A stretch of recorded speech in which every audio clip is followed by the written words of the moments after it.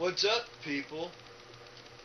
What do you think about John McCain's new ad? You know what it means to me? It means that his military career is now an open target. And oh, by the way, that love of country, words out of your own mouth, I didn't have any love for this country until after I spent some time in a Vietnamese prison camp, which made me appreciate what I missed. So don't say that you had love of country when you were bombing power plants in Hanoi. That's bullshit. Matter of fact, Daddy and Grandpappy were both 4-star generals, and you didn't do all that great when it come to your military schooling, so to speak. Your military career ain't all that shiny of a star its own damn self, considering you crashed and burned 5 fucking planes. Well, let's see. There was Corpus Christi. Boop! Into the water you go. Screwed up a landing. Number 1. Number 2. Over there in the Mediterranean, when you're trying to hot dog it, flying it too low and ran into some power lines. That was number 2. Well, number 3 is the best one. Oh, you gotta love that one. A Navy trainer solo in Philadelphia on your way to an Army-Navy game? Oh, let me see. You fucking got your little ass in an airplane to go watch the Army-Navy game and crashed it on the way. Did you tailgate before you take off or what? I got a feeling you may have. Number 4, that's questionable. That was the one on the USS Forrestal.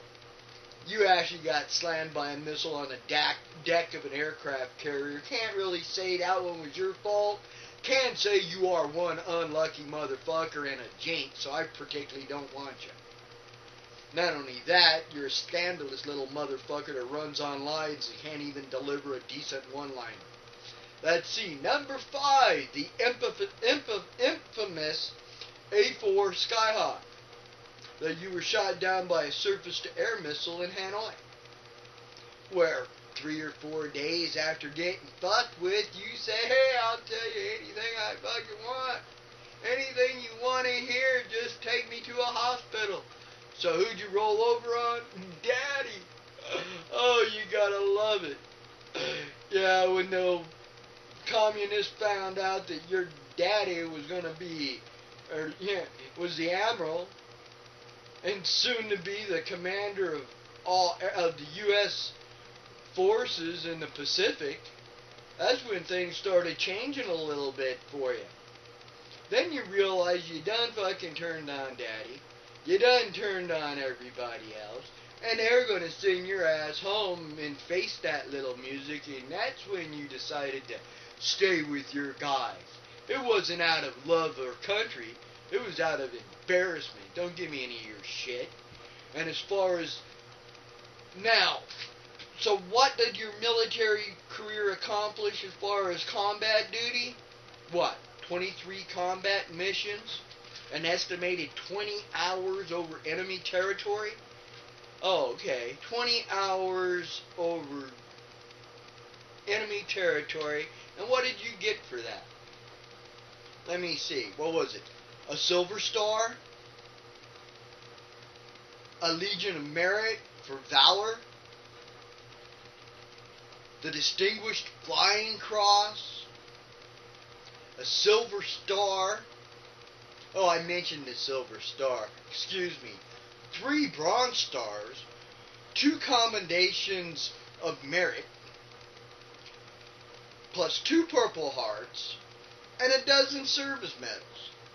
So you come walking out of there with like 28 frickin' medals for 28 hours of combat duty. Sounds like a Manchurian candidate to me. Yeah, and why don't you use that number 3 at the end of your name? John McCain III. Talk about the elite royalty. And isn't that pretty much what they called you in Hanoi? The Little Prince? Or some shit like that. So don't give me any of your bullshit, because your military career isn't all that. I know a hell of a lot of more. I know a hell of a lot more people that served during the Vietnam War and done more things than you could ever have imagined.